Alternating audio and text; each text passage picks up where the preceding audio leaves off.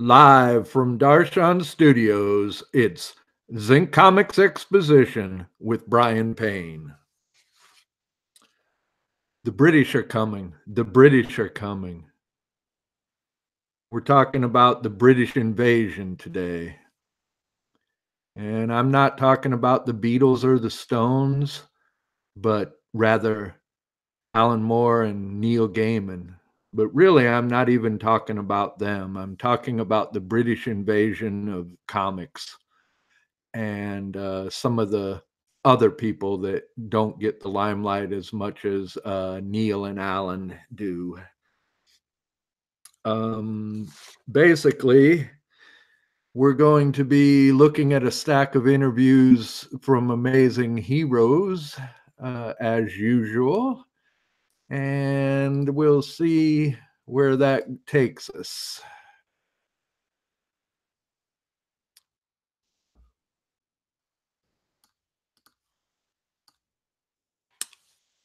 We got a whole stack here. Amazing Heroes 152, Amazing Heroes 173, Amazing Heroes 176, and Amazing Heroes number 182. We're basically going from November of 88 through August of 1990 with these 4 issues. And the first one we're going to talk about is Dave McKean. This was an interview by Andy Mangels. And Dave McKean, most people know him as the cover artist for DC. His covers are very unique. And once you've seen them, you tend to recognize the style. A lot of people forget Cages, which is his first solo work that he wrote and drew.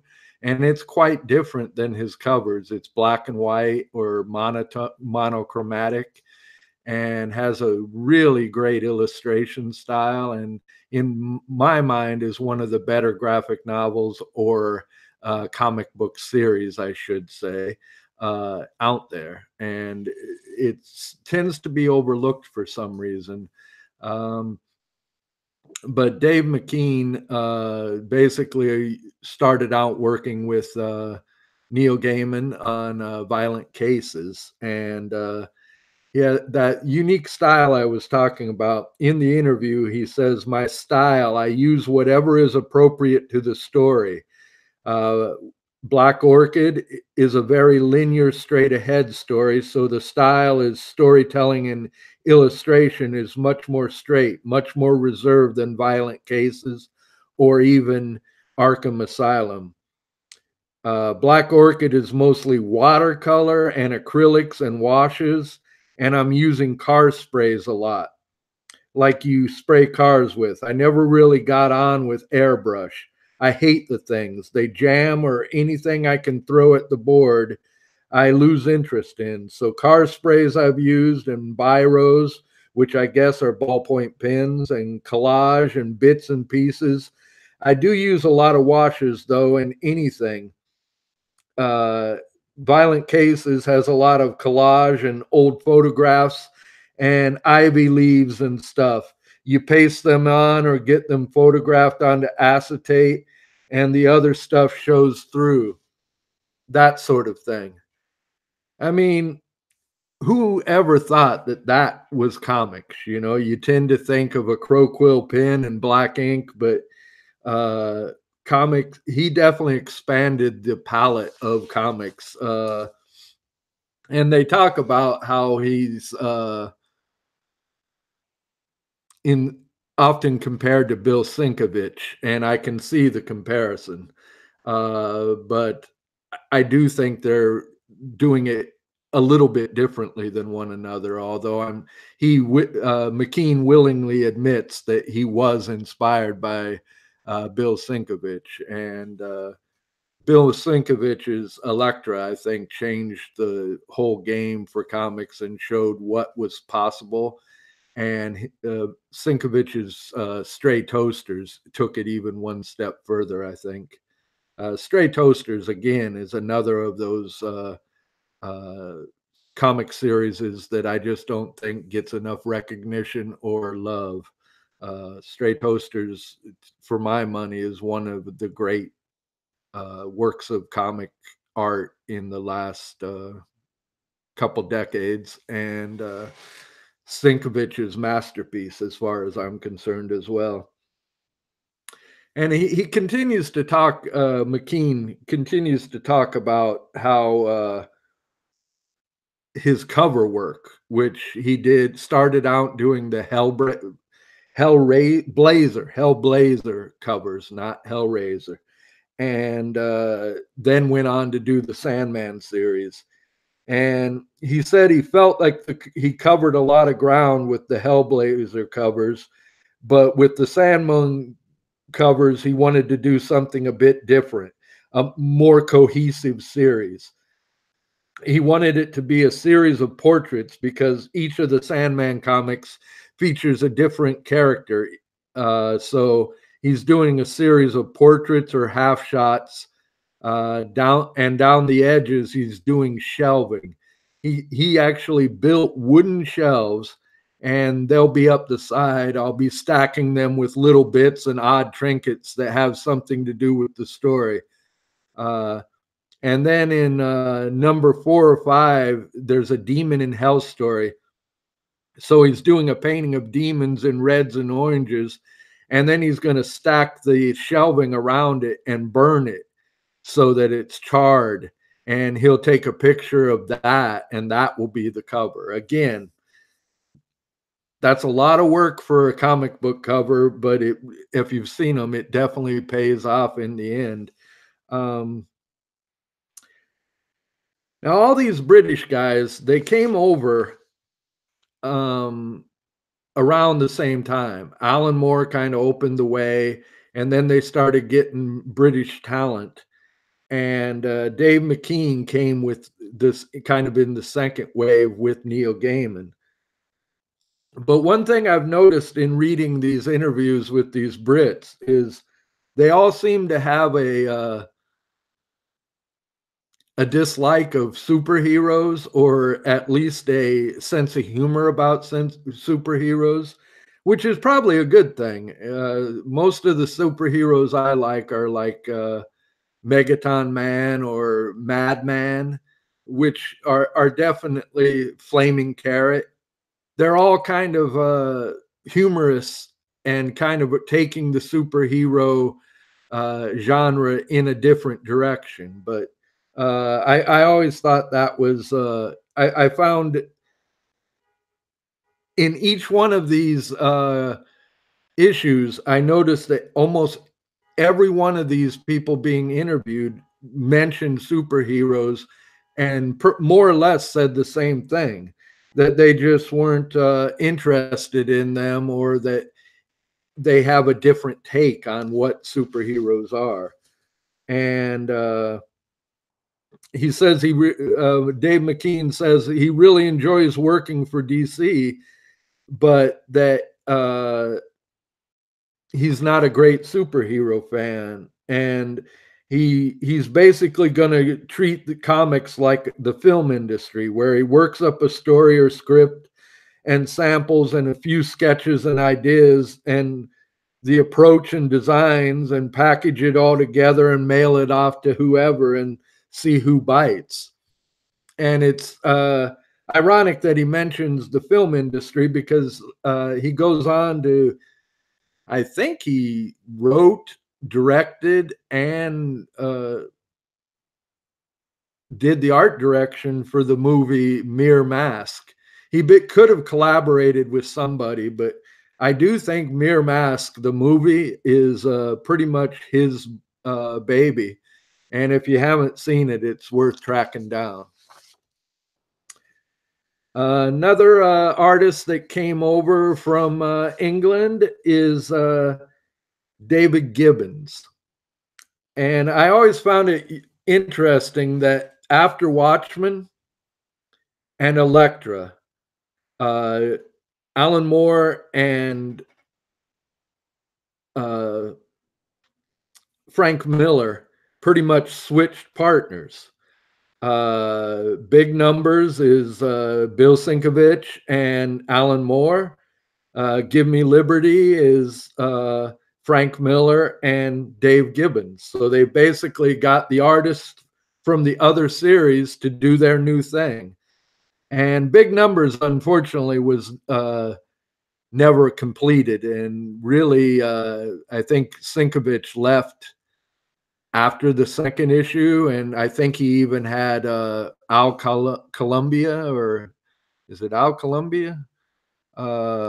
Doing some of the work on issue 2, and then he took over the series, and he never completed issue 3 or absconded with the pages or destroyed them. I'm not sure. There's a lot of stories floating around, but I've seen Xeroxes of issue 3, but I don't know that it was ever published.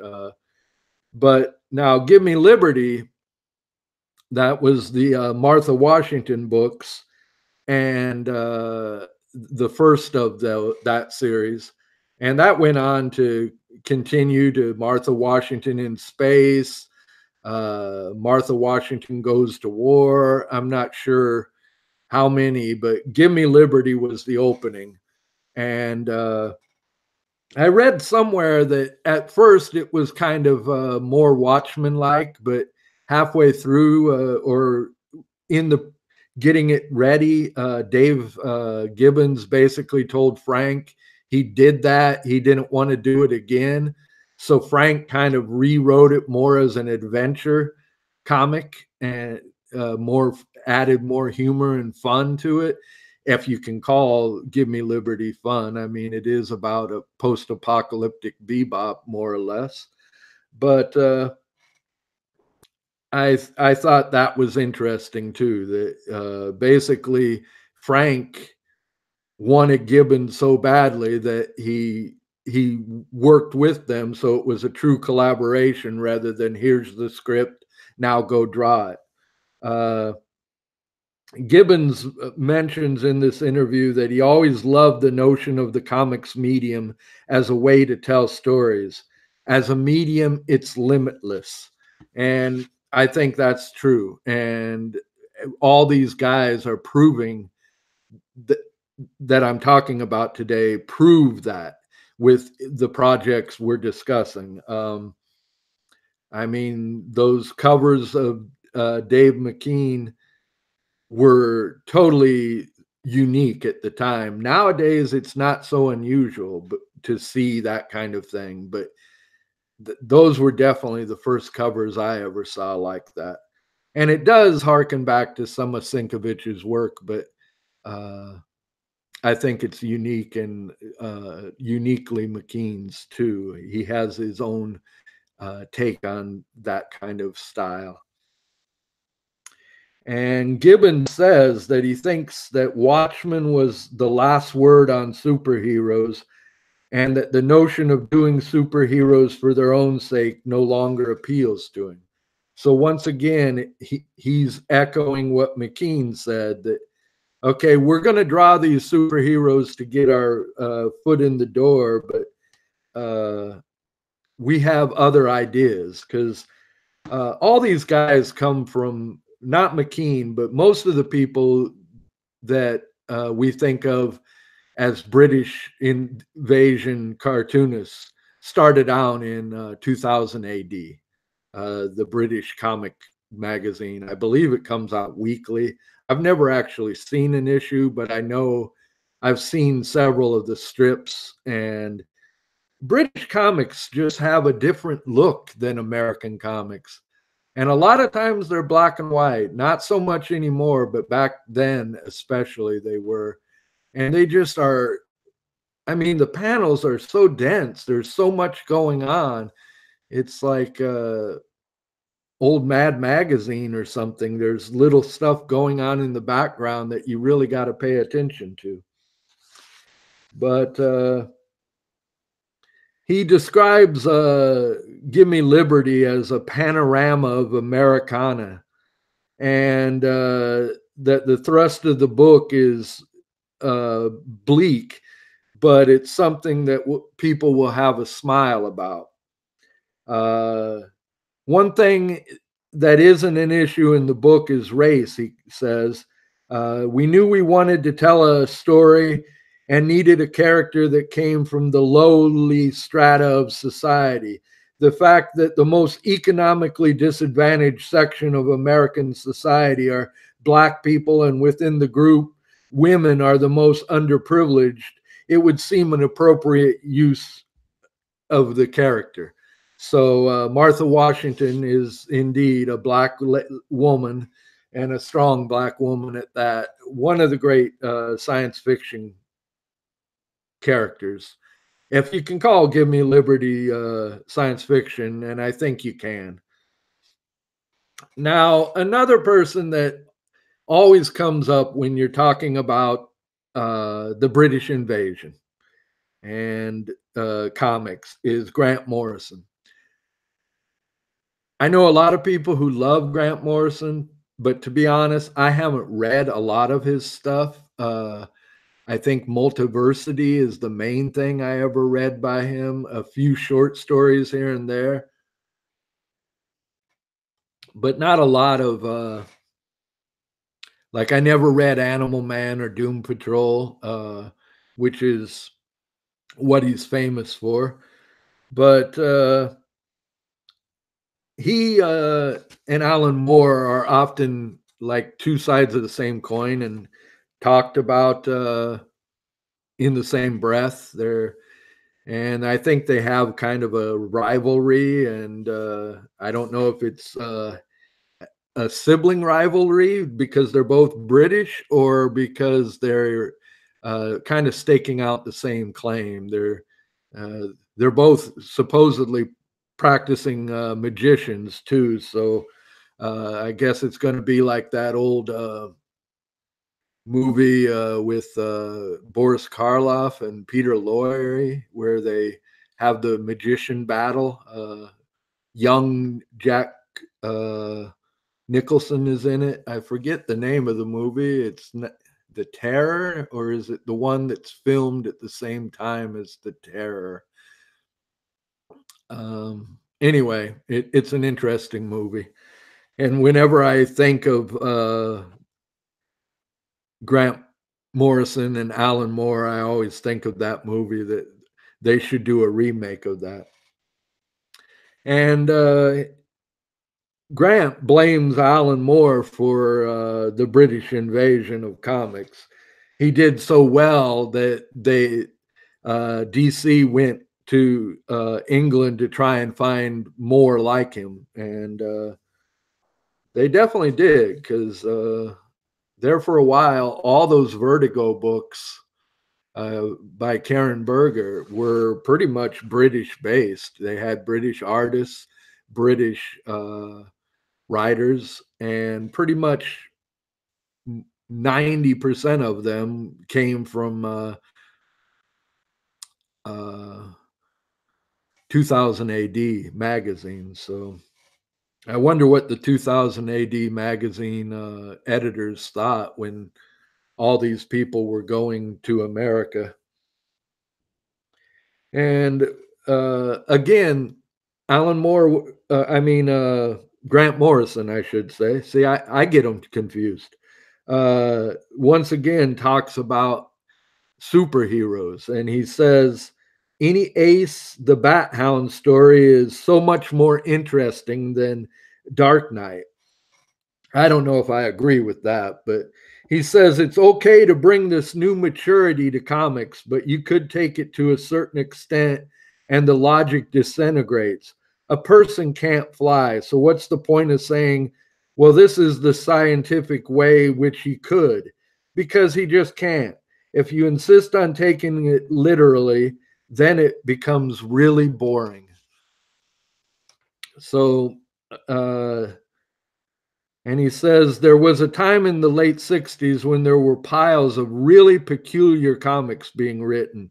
The heroes were people like Metamorpho and Ultra the Multi-Alien, absolute grotesques who couldn't possibly be role models for anyone. So there was a time where that was true, but they kind of took it too far, in my opinion, in one way. And the Batman TV show, which I love, just kind of made camp. Everybody think comics had to be campy. So, I think turning the pendulum back the other way to more serious subject matter was important. But I also think that the grim and gritty movement, as it's called, did go a bit too far in one direction, and that it was time to bring it back a little bit, re-inject some of the fun and ridiculousness of four-color superheroes again. And he talks about that his writing is like hip hop sampling. He uses text from songs and plays. And I know I've been guilty of doing that myself. And I like the idea that it's like sampling hip hop. He says that his comic Zenith, which was in, I believe, 2000 AD, was done deliberately as a in this style. It was a scratch mix superhero. So it was basically a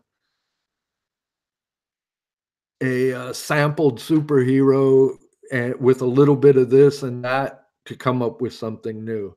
And I think that's what most of us do, is we take what we like of this and that from the other guy and combine them, and it becomes our own thing in the process. But anybody who says that they're reinventing the wheel, uh, they're still making a wheel. So it's important to keep that in mind, that, there's that quote, I forget who it's from. I always hear it, Jim Jarmusch say it, but I think he's quoting someone else, about how you steal from everyone, and uh, be honest in your theft and it will be pure. Something along those lines. I'm paraphrasing, but that's the gist of it.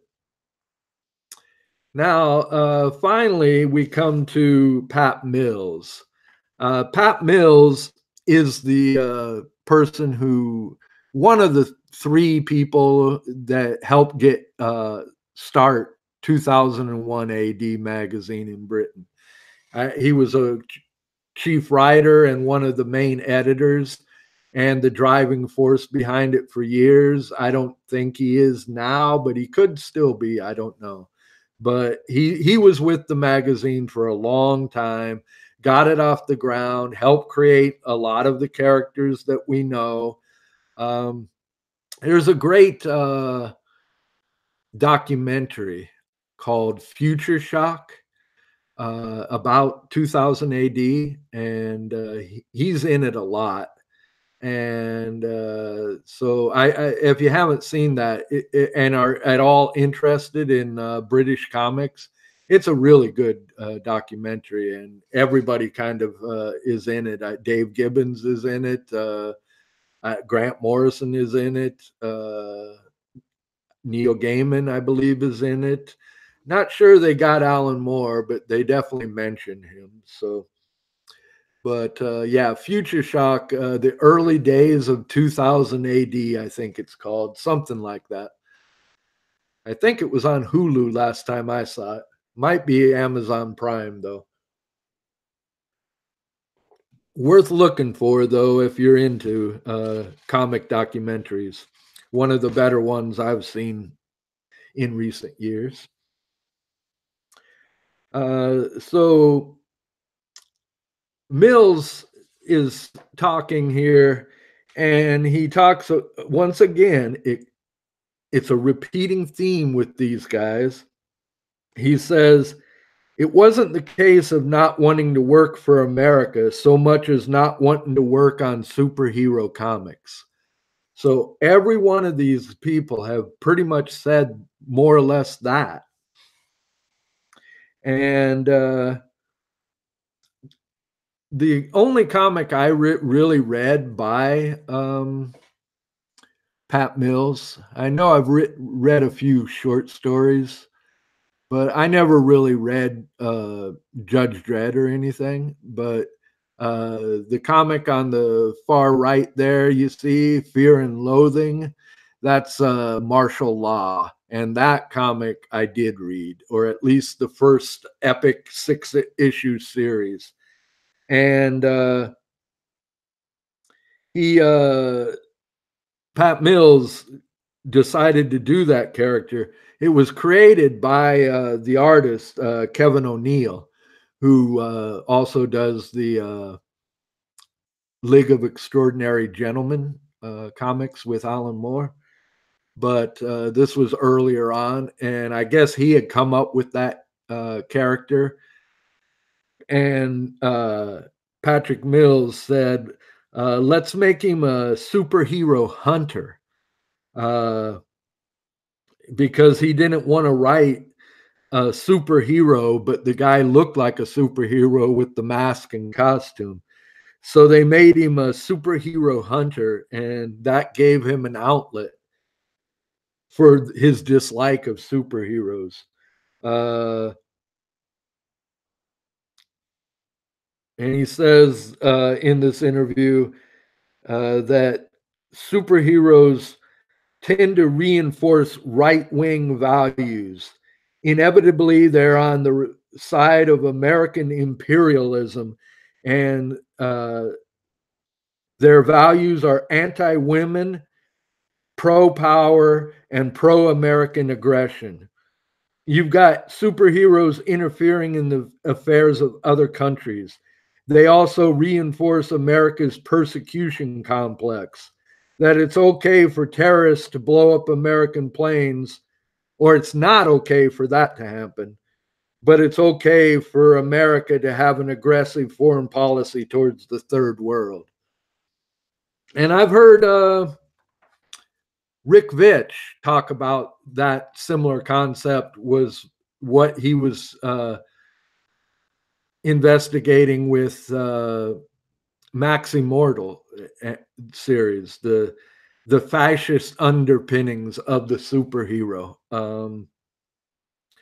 And Pat Mills goes on to say, no one's ever going to ban a comic because it comes out with right-wing values. Look at Rambo. If Rambo was left-wing, I wonder if he'd be allowed on the screen. In many ways, martial law is deliberately a left-wing Rambo, because that's an image that needs to be broken down. And I think that's pretty funny, a left-wing Rambo. I don't know if I quite agree with that, but maybe that went over my head. But that was Pat Mills, and pretty much those are the guys that I'm featuring today: Dave McKean, Dave Gibbons, Grant Morrison, and Pat Mills. I recommend all these comics, Cages, especially by Dave McKean, and Dave Gibbons, Watchmen, of course, but Give Me Liberty, any of the Martha Washington books. Grant Morrison, I've heard good things about The Invisibles, Animal Man, and Doom Patrol, but the only one I ever really read was Multiversity, and it's pretty interesting. And finally, with Pat Mills, we got Martial Law, and that's an interesting comic for sure. The colors are a little muddy, but it kind of lends itself to making a better comic, I think. Well, I hope you enjoyed listening to me monologue about comics. I don't have many people to talk about comics with, so you're it. And I appreciate you tuning in and listening to the program. And until next week, think Zinc.